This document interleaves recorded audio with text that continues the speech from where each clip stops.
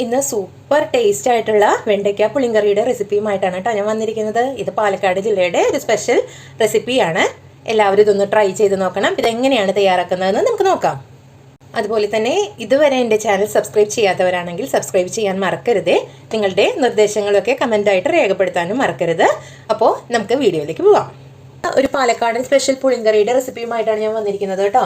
ഇതിൽ രണ്ട് രീതിയിൽ നമ്മൾ പുളിങ്കറി വെക്കുന്നുണ്ട്. ഒന്ന് തേങ്ങ അരച്ചും പുളിങ്കറി വെക്കും, അതല്ലാതെ തേങ്ങ അരയ്ക്കാതെയും പുളിങ്കറി വെക്കും. ഇന്ന് വെണ്ടയ്ക്ക കൊണ്ട് തേങ്ങ അരച്ചിട്ടുള്ളൊരു പുളിങ്കറിയാണ് ചെയ്യുന്നത്. അതിന് വേണ്ടി ഒരു ചട്ടി ചൂടായപ്പോൾ കുറച്ച് വെളിച്ചെണ്ണ ചേർത്ത് കൊടുത്തിട്ടുണ്ട്. അതിലേക്ക് നമ്മൾ ചെറിയ ഉള്ളിയാണ് ചേർത്ത് കൊടുക്കുന്നത്. നന്നായിട്ട് ഇതൊന്ന് വഴറ്റിയെടുക്കാം. നമുക്ക് ഉള്ളി ഒന്ന് വാടി വന്നിട്ടുണ്ട്. ഈ സമയത്ത് നമുക്കിതിലേക്ക് അരിഞ്ഞു വെച്ചിരിക്കുന്ന വെണ്ടയ്ക്ക ചേർത്ത് കൊടുക്കാം. നമ്മൾ സാമ്പാറിനൊക്കെ വെണ്ടയ്ക്ക അരിയുന്ന വലിപ്പത്തിൽ വേണം വെണ്ടയ്ക്ക അരിഞ്ഞെടുക്കാൻ വേണ്ടിയിട്ട്. ഇനി അതൊന്ന് ചേർത്തിട്ട് ഇളക്കി കൊടുക്കാം. അതോടൊപ്പം തന്നെ നമുക്കതിലേക്ക് കുറച്ച് കറിവേപ്പില കൂടി ചേർത്ത് കൊടുക്കാം. വെണ്ടയ്ക്കയുടെ ആ വഴുവഴുപ്പൊക്കെ ഒന്ന് മാറുന്നത് വരെ ഇതൊന്ന് വെളിച്ചെണ്ണയിൽ താളിച്ചെടുക്കണം.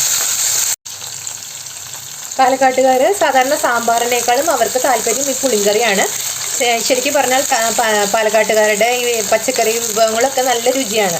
സാമ്പാറൊക്കെ വെക്കുമ്പോൾ ഭയങ്കര ടേസ്റ്റാണ് അവരുടെ. സാധാരണ ഞാൻ തൃശ്ശൂർക്കാരിയാണ്, എന്നാലും എനിക്ക് കൂടുതൽ എൻ്റെ അമ്മ വീട് പാലക്കാടാണ്. അതുകൊണ്ട് തന്നെ എനിക്ക് കൂടുതൽ പാലക്കാടത്തെ സാമ്പാർ, അതുപോലെ പാലക്കാടുള്ള പുളിങ്കറിയൊക്കെ എനിക്ക് ഭയങ്കര ഇഷ്ടമാണ്. അപ്പോൾ ഇന്ന് അങ്ങനെയുള്ളൊരു പുളിങ്കറിയാണ് കേട്ടോ നമ്മൾ ഉണ്ടാക്കുന്നത്. ഇപ്പോൾ നമ്മുടെ വെണ്ടയ്ക്കൊക്കെ നന്നായിട്ടൊന്ന് വാടി വന്നിട്ടുണ്ട്. ഈ സമയത്ത് നമുക്കിതിലേക്ക് ഒരു തക്കാളി ചേർത്ത് കൊടുക്കാം കേട്ടോ. ഒരു തക്കാളി മതി. നമ്മളിതിൽ പുളി ചേർക്കുന്നതാണ്, അപ്പോൾ ഒരു തക്കാളിയുടെ ആവശ്യമുള്ളൂ. ഈ തക്കാളി കൂടി നന്നായിട്ടൊന്ന് വാട്ടിയെടുക്കാം.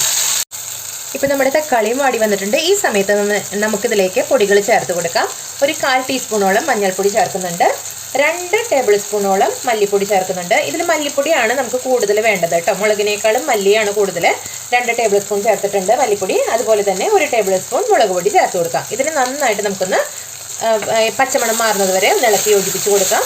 വെളിച്ചെണ്ണയിൽ നന്നായിട്ടൊന്ന് വാട്ടിയെടുക്കാം കേട്ടോ. അതിൻ്റെ പച്ചമണമൊക്കെ ഒന്ന് മാറി വരണം, അതുവരെ ഒന്ന് ഇളക്കി കൊടുക്കാം. പൊടികളുടെ ആ പച്ചമണമൊക്കെ ഒന്ന് മാറി വന്നിട്ടുണ്ട്. ഈ സമയത്ത് നമുക്കിതിലേക്ക് ആവശ്യത്തിനുള്ള ഉപ്പ് ചേർത്ത് കൊടുക്കാം. നമ്മളിതുവരെ ഉപ്പ് ചേർത്തിട്ടില്ല. ഉപ്പ് ചേർത്ത് കൊടുക്കാം. അതോടൊപ്പം തന്നെ ഇതിലേക്ക് ഇനി പുളിവെള്ളമാണ് നമ്മൾ ചേർക്കുന്നത്. കോൽപ്പുളിയാണ് ചേർക്കുന്നത് കേട്ടോ. കോൽപ്പുളി നന്നായിട്ട് ചൂടുവെള്ളത്തിലൊന്ന് ചാലിച്ചെടുത്തിട്ട് ആ വെള്ളം നമുക്കിതിലേക്ക് ചേർത്ത് കൊടുക്കാം. നമ്മൾ പുളിവെള്ളം ചേർത്ത് കൊടുക്കുന്നുണ്ട്. ഒരൽപ്പം ചൂടുവെള്ളം കൂടി ചേർത്തിട്ട് ഇതൊന്ന് തിളപ്പിച്ചെടുക്കാം. ഒരൽപ്പം ചൂടുവെള്ളം കൂടി ഞാനിതിലേക്ക് ചേർക്കുന്നുണ്ട്.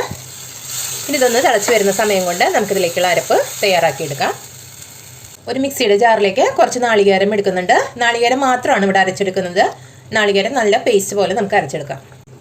ഇപ്പം നമ്മുടെ കറിയൊക്കെ നന്നായിട്ട് തിളച്ച് വന്നിട്ടുണ്ട്. ഈ സമയത്ത് നമുക്കിതിലേക്ക് കുറച്ച് ശർക്കര, ഞാനിവിടെ ശർക്കര പൊടിയാണ് ചേർക്കുന്നത്. 1 ടേബിൾ സ്പൂൺ ശർക്കര പൊടി ചേർക്കുന്നുണ്ട്. ശർക്കരയാണെങ്കിൽ ഒരു ചെറിയ കഷ്ണം ശർക്കര ചേർത്ത് കൊടുത്താൽ മതി. ഇതിൻ്റെ പുളിയൊക്കെ ഒന്ന് ബാലൻസ് ചെയ്യാൻ വേണ്ടിയിട്ടാണ്. ഇത് എപ്പോഴും ചേർത്ത് കൊടുക്കാൻ മറക്കരുത്. ഒരു പ്രത്യേക ടേസ്റ്റാണ് കേട്ടോ ഇങ്ങനെ ശർക്കര ചേർക്കുമ്പോൾ. സാധാരണ നമ്മൾ നാളികേരം ചേർക്കാത്ത പുളിങ്കറി ആണെങ്കിൽ ഇത്രയും മാത്രം ചെയ്താൽ മതി. ഇനി ഇതിലേക്ക് കുറച്ച് കടുകും അതുപോലെ തന്നെ ഉള്ളിയും താളിച്ചൊഴിച്ചാൽ സാധാരണ നാളികേരം ചേർക്കാത്ത പുളിങ്കറി റെഡിയാണ്. നമുക്കിതിലേക്ക് നാളികേരം ചേർത്ത് കൊടുക്കണം. അപ്പം അരച്ച് വെച്ചിട്ടുള്ള നാളികേരം നമുക്കിതിലേക്ക് ചേർത്ത് കൊടുക്കാം. നമ്മളിവിടെ നാളികേരം നല്ല മഷി പോലെ അരച്ചെടുത്തിട്ടുണ്ട്.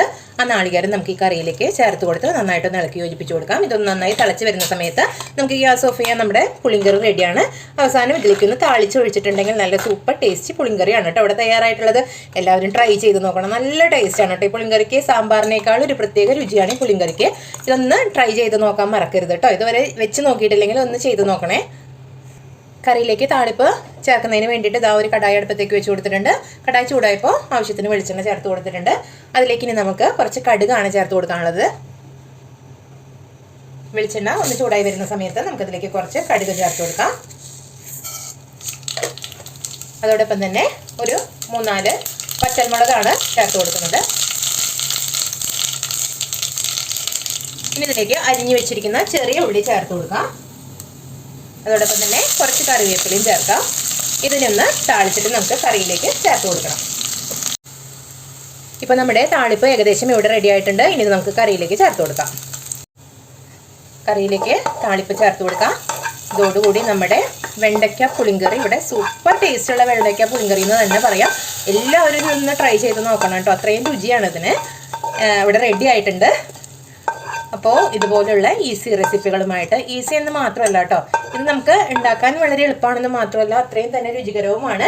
അപ്പോൾ വ്യത്യസ്ത ജില്ലകളിൽ, ഇപ്പോൾ കേരളത്തിലാണെങ്കിലും പല ജില്ലകളിലും പല രീതിയിലുള്ള കറികൾക്ക് പ്രചാരം ഉണ്ടാവും. അതുപോലെ തന്നെ എപ്പോഴും പാലക്കാട് ജില്ലയിൽ പുളിങ്കറികൾക്ക് കുറച്ച് പ്രധാനമുണ്ട്. അതുപോലെ തന്നെ ഏറ്റവും ടേസ്റ്റി ആയിട്ടുള്ള പുളിങ്കറിയാണിത്.